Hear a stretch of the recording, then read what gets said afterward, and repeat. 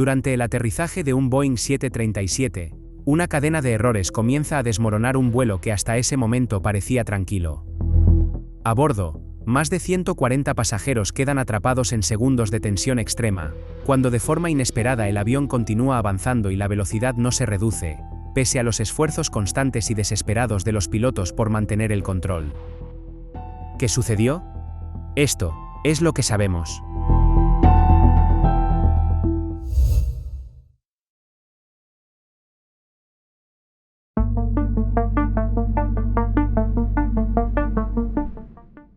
...3 de mayo de 2019.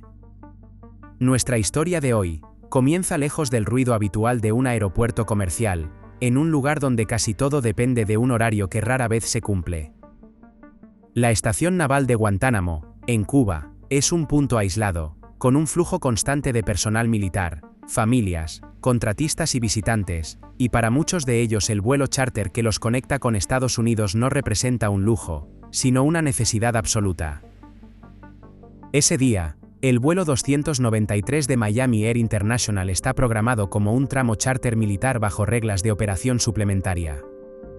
La ruta une Leeward Point Field, en Guantánamo, con la estación aeronaval de Jacksonville, en Florida.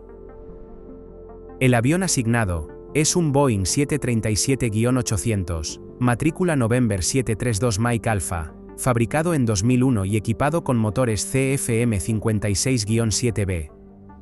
Se trata de uno de los modelos más utilizados en la aviación comercial de corto y medio alcance, diseñado para operar con alta frecuencia y adaptarse a aeropuertos con infraestructuras diversas, incluso dentro de esquemas charter especialmente exigentes.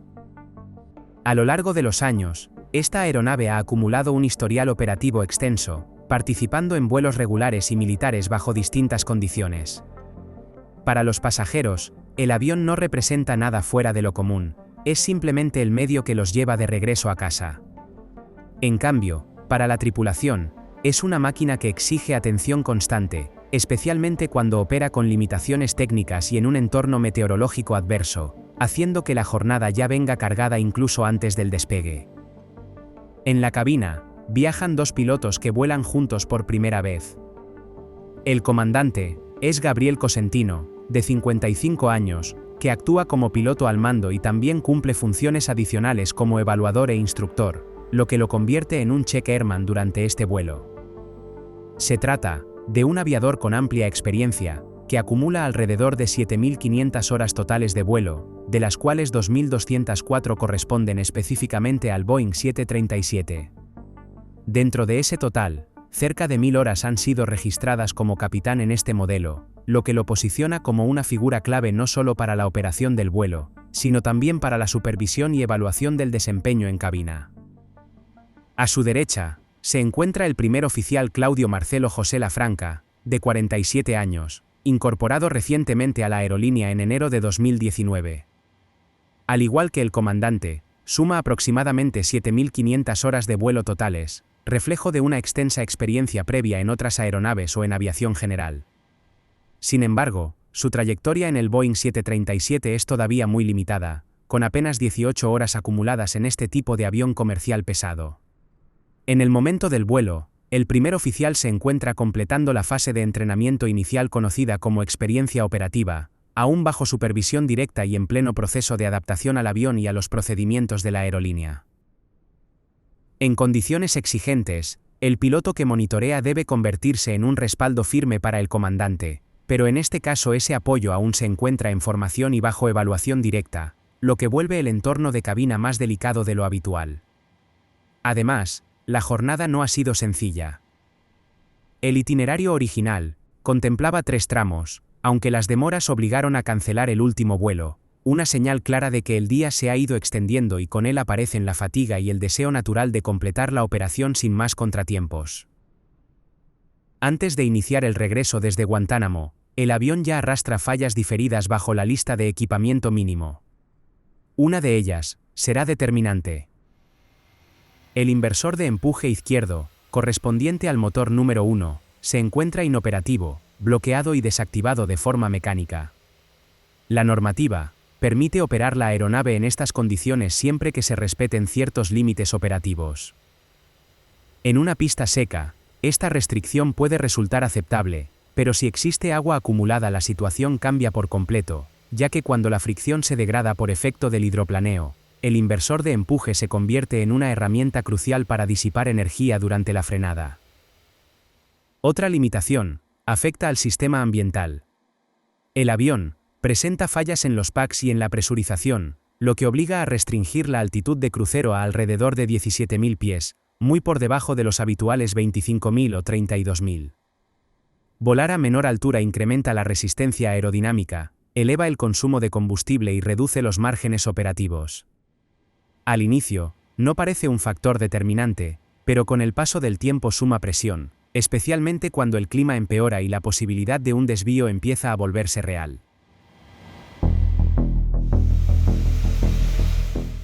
Horas después, comienza el tramo de regreso.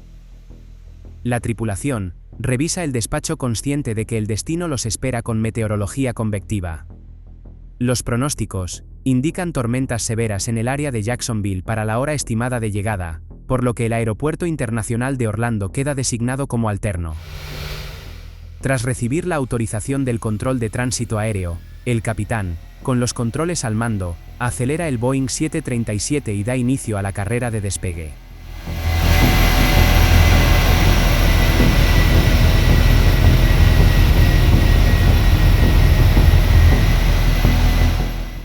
El vuelo 293 de Miami Air International deja la pista con la esperanza de que el sistema se desplace, como ocurre tantas veces en Florida. Tras el despegue desde Guantánamo, el vuelo asciende hasta su altitud de crucero restringida, una altura que no es habitual para un Boeing 737 y cuya diferencia se hace notar desde los primeros minutos. A esa altura, el avión avanza en un aire más denso, lo que incrementa la resistencia aerodinámica y mantiene el consumo de combustible por encima de lo normal. Mientras tanto, en cabina la carga de trabajo se mantiene elevada. El comandante vuela manualmente durante largos tramos y, al mismo tiempo, ajusta el rumbo para esquivar las zonas de precipitación que comienzan a aparecer en el radar meteorológico.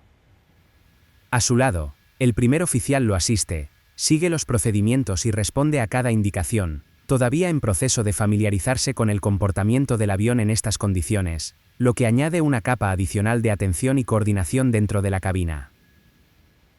A medida que el vuelo se acerca al espacio aéreo de Florida, el panorama comienza a complicarse. Las tormentas crecen con rapidez y se agrupan en un sistema cada vez más amplio y definido. En la pantalla del radar, los colores más intensos empiezan a cubrir el área cercana a Jacksonville, una señal clara de lluvia fuerte y actividad eléctrica. El aeropuerto alterno, Orlando, sigue siendo una opción disponible, ya que está contemplado en el plan de vuelo, está cubierto por el combustible y aparece de forma constante en las conversaciones de cabina. Sin embargo, Jacksonville continúa siendo el destino lógico. En la cabina de pasajeros, las limitaciones del sistema ambiental empiezan a notarse con claridad. El interior se siente cargado, el aire circula con dificultad y los auxiliares hacen lo posible por mantener la calma mientras los pasajeros buscan alivio en las rejillas de ventilación. Son factores humanos pequeños, pero acumulativos, porque cuanto mayor es la incomodidad en cabina, más crece la presión por completar el vuelo cuanto antes. Cuando el avión inicia el descenso, el clima ya domina por completo la situación.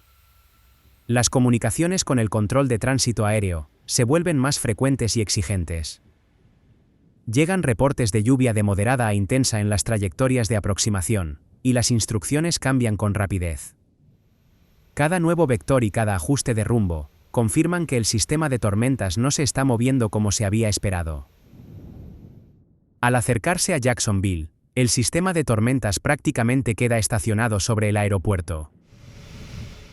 A las 9:22 de la noche, un reporte meteorológico especial confirma la presencia de tormenta con lluvia intensa. No se trata de una simple cortina de agua, sino de un golpe constante sobre el parabrisas que reduce la visibilidad de manera notable. Durante la aproximación, aparece la primera gran incógnita de la noche: ¿qué pista ofrece mejores condiciones para aterrizar? Se evalúan las pistas 2.8 y 1.0, y desde la torre llega una frase que pesa: ambas se ven malas. Aún así, el vuelo continúa, porque en este tipo de clima la situación puede cambiar en cuestión de minutos y abrir una oportunidad inesperada. Entre las 9:23 y las 9:30, la situación termina por definirse, y la tripulación acepta continuar con la aproximación instrumental a la pista 1-0. Desde el aire, hay un detalle clave que no se percibe. La pista 1-0 no está ranurada, lo que hace que el agua se acumule con mayor facilidad cuando la lluvia es intensa. Además, tiene un umbral desplazado de 997 pies, lo que deja una distancia disponible para el aterrizaje de 8006 pies. A esto, se suma la presencia de un cable de frenado militar que cruza la pista y obliga a planificar con cuidado el punto exacto de toma. La torre de control confirma que el cable de frenado militar está instalado y activo, preparado para detener aeronaves en caso de emergencia. En la práctica, esto significa que el avión tenderá a tocar pista más allá del umbral desplazado y del propio cable, una situación que, bajo lluvia intensa, reduce aún más el margen disponible para frenar con seguridad. El viento reportado es de 240 grados a 10 nudos, lo que genera un componente de viento de cola para la pista 1-0. En condiciones secas podría parecer manejable, pero sobre pavimento mojado incrementa de forma significativa la distancia necesaria para detener el avión. En ese punto, la carga mental del capitán es enorme, ya que opera en condiciones instrumentales, esquiva tormentas, compensa la ausencia de un inversor de empuje, gestiona el combustible con una altitud de crucero restringida y, al mismo tiempo, instruye y evalúa a un primer oficial con experiencia mínima en el tipo. Ya en final, el campo se reporta a la vista, aunque la lluvia distorsiona de manera constante la percepción. Las luces de la pista aparecen y desaparecen detrás de la cortina de agua, anticipando una aproximación tan exigente como incierta. El sistema de luces PAPI muestra 4 luces blancas, una indicación clara de que la aeronave se encuentra por encima del perfil establecido. Poco después, suena la advertencia de Sink Rate, señalando una razón de descenso elevada. A las 9:41 de la noche, el Boeing 737 toca la pista 1-0. El contacto se produce aproximadamente 20 pies a la derecha del eje, 1580 pies más allá del umbral desplazado y 394 pies después del cable de frenado.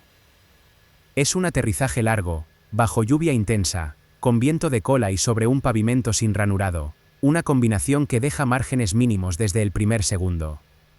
Los pasajeros sienten el impacto y esperan la desaceleración natural tras el aterrizaje, pero esa desaceleración no llega. En su lugar, el avión sigue avanzando con una sensación extraña, como si la pista no ofreciera agarre alguno. En cuestión de segundos, se vuelve evidente que la carrera no se está comportando como debería. La pista comienza a acabarse demasiado rápido. A las 9:42 de la noche, el avión cruza el final de la pista y abandona el pavimento hacia el césped. Desde allí, continúa avanzando sin control hasta golpear un terraplén de roca que separa el aeródromo del entorno natural, y finalmente la aeronave queda inmovilizada en aguas poco profundas del río San Juan.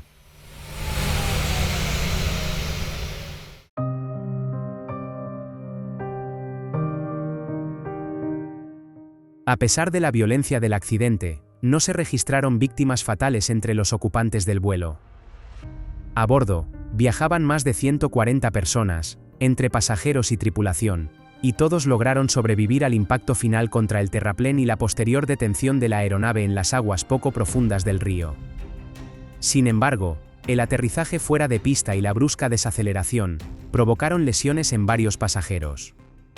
En las primeras horas posteriores al accidente, más de 20 personas fueron trasladadas a hospitales de la zona como medida preventiva, principalmente por golpes y contusiones. La evacuación se realizó en un entorno particularmente complejo, ya que el avión quedó parcialmente sumergido, con agua ingresando en la cabina, mientras la lluvia continuaba cayendo y la iluminación era limitada. Por suerte, unidades de emergencia de la base naval, bomberos y embarcaciones de rescate llegaron rápidamente al lugar y asistieron a los pasajeros, ayudándolos a salir del agua y a trasladarse hacia zonas seguras. Esta rápida respuesta evitó consecuencias mucho más graves en un escenario que, por su ubicación y las condiciones meteorológicas, tenía el potencial de convertirse en una tragedia mayor. La investigación del accidente del vuelo 293 de Miami Air International fue llevada a cabo por la NTSB, que determinó que la causa probable fue una pérdida extrema de fricción de frenado durante el aterrizaje, provocada por lluvia intensa sobre una pista no ranurada, lo que generó un fenómeno conocido como hidroplaneo viscoso. En estas condiciones, los neumáticos del avión no logran expulsar el agua acumulada y prácticamente pierden contacto efectivo con el pavimento, anulando la capacidad de frenado normal. La pista 10 de la Estación Aeronaval de Jacksonville presentaba varios factores críticos, ya que no contaba con ranuras de drenaje, tenía un umbral desplazado que reducía la distancia útil de aterrizaje, y además estaba equipada con un cable de frenado militar que obligaba a tocar pista más allá del punto ideal. Todo esto ocurrió mientras una tormenta eléctrica estacionaria descargaba grandes volúmenes de agua en pocos minutos, creando zonas cercanas a una pista inundada. A esta situación se sumaron factores que aumentaron la energía del avión al momento del contacto con la pista. El aterrizaje se realizó con viento de cola, lo que incrementó la velocidad respecto al suelo, y el avión tocó pista más allá del punto previsto. También, la investigación señaló que la aproximación se volvió inestable en su fase final, con el avión alto en la senda y con una razón de descenso elevada, condiciones que normalmente justifican una maniobra de motor y al aire. Como factores contribuyentes, la NTSB identificó deficiencias operativas del operador, especialmente la falta de guías claras para recalcular en vuelo la distancia de aterrizaje cuando cambian las condiciones meteorológicas o de pista. Además, influyeron la alta carga de trabajo del comandante, que también actuaba como instructor, y la escasa experiencia del primer oficial en el Boeing 737, lo que redujo la capacidad de apoyo efectivo en una situación crítica. Tras el accidente, la Administración Federal de Aviación emitió alertas de seguridad para advertir que las condiciones de pista mojada pueden ser engañosas bajo lluvia moderada o intensa, y que en estos escenarios se deben asumir márgenes de frenado mucho más conservadores. Por increíble que suene esta historia, hay otro vuelo donde una decisión tomada en segundos marcó el destino de todos a bordo. Por eso, te recomiendo ver esta siguiente historia, porque no deja indiferente a nadie.